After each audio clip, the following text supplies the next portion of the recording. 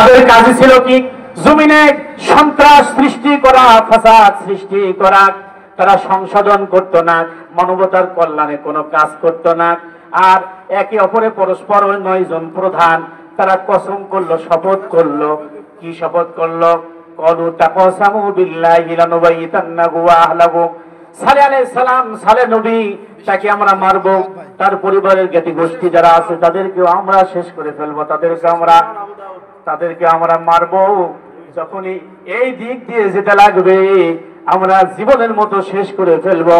আর তার পরিবারদেরকে আমরা বলবো এই ব্যাপারে তো আমরা কিছুই জানতাম না, আমাদের কোনো জ্ঞানই ছিল না, ওই জায়গায় আমরা উপস্থিত ছিলাম না। মা শাহিদনা মাহালিকা আহলিহি ওয়া ইন্না লাসাদিকুন। আর বলবো আমরা সত্যবাদী, আমরা তো মিথ্যা কথা বলি না। সালেহ নবীকে কে মেরেছে, তার জ্ঞাতি গোষ্ঠীকে কে হত্যা করেছে এই ব্যাপারে আমরা তো কিছু জানতাম না, কোনো দোষী ছিল না। এমন কথা এখনো বাংলাদেশের অনেক নেতা কর্মী বলে, কি বলে না? কি বলে? এভাবে বাংলাদেশে এই পরিস্থিতি হলো, এভাবে আমার থাকার জায়গা হলো না, আমাকে পালাতে হলো। আমি কি অন্যায় করেছি? বাংলাদেশে উন্নয়নের রোল মডেল বানিয়ে দিয়েছিলাম, ব্রিজ, কলকারখানা, এত প্রতিষ্ঠান, আর আমার কি দোষ এভাবে করে আমাকে মারার জন্য এভাবে ষড়যন্ত্র? আমি থাকতেই পারলাম না, বলে কি বলে না? আমার কোন দোষ আছে? আমি ঘুম থেকে উঠে ফজরের নামাজ পড়ি, কোরআন তেলাওয়াত করি, তারপরে একটা চা বানায় খাই। হায় হায় রে, কি বলে না? সব ধরা পড়ে গেল।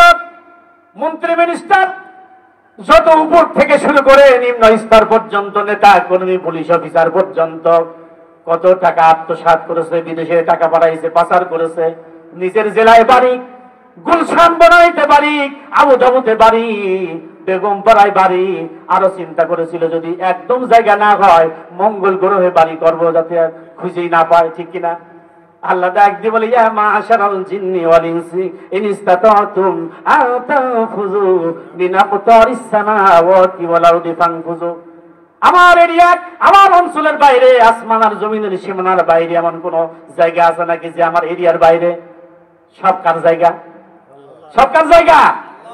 এমন কোন দেশ আছে নাকি? যদি থাকে তোমরা বেরিয়ে যাও, চলে যাও।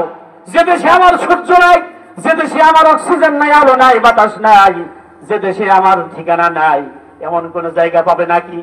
কোথাও খুঁজে না পেয়ে, যার কারণে কেউ পালাতে পারলো না। কেউ পালিয়ে গেছে, কিন্তু পালিয়ে আর যাবে কই? কেউ আছে কলার পাতার উপরে শুয়ে আছে, ঠিক না? বিচিটা ফাইটে গেল, কলার পাতার উপরে এখন শুয়ে কি বিচার করলি? ওরা মনে করেছিল কেউ বুঝতে পারবে না, কেউ টের পাবে না। ওই আয়নার ঘর বানাইছিলাম, ওইভাবে গুম করব, হত্যা করব, আর আমাদের ক্ষমতা চিরকাল থাকবে। আল্লাহ তাআলা সূরা তারিক 30 নম্বর পারা ডাক দিয়ে বলে, ইয়াউমা তুবলাস সারাইরু ফামা লাহু মিন কুওয়াতিন ওয়ালা নাসির। সব গোপন তথ্যগুলো ফাঁস হয়ে যাবে রে, কিয়ামতের ময়দানে ফাঁস হবে। দুনিয়ায় মনে হয় ফাঁস হবে না? দুনিয়ায় সব জেনে ফেলেছে মানুষ। আর আল্লাহ ডাক দিয়ে বলে, আমি আল্লাহ তো জানি, তোর সেদিন কেউ সাহায্য করার থাকবে না, তোর কোনো শক্তি কুলাবে না, ঠিক কিনা? শক্তির বাহাদুরি করেছিল যে আমার তো কোনো শক্তির অভাব নাই, অস্ত্রের অভাব নাই, আমার ক্ষমতা চিরকাল এভাবে টিকে থাকবে। আল্লাহ ডাক দিয়ে বলে, ক্ষমতার মালিক তো আমি আল্লাহ, আমি ইচ্ছা করলে ওই চেয়ারে বসাবো, আমি আল্লাহ ইচ্ছা করলে ঘাট ধরে ওই চেয়ার থেকে নামাই দেবো, ঠিক কিনা? কন করি যে ভাবনা, ক্ষমতা কি পাবো না, ছিল বাসনা মন্ত্রী হইতাম, আগে কি সুন্দর মাল কামাইতাম, আগে কি সুন্দর মাল কামাইতাম। কি খারাপ লাগতেছে? ওয়াজ করতাম মামা, কিন্তু লোক তো নাই। এমন জায়গায় দাওয়াত দিয়েছিল মামা, এই কি কোরআনের কথা বলার জায়গা?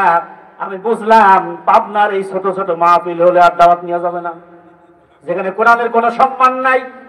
এই কথাগুলো কত দরকার ছিল, ঠিক কিনা?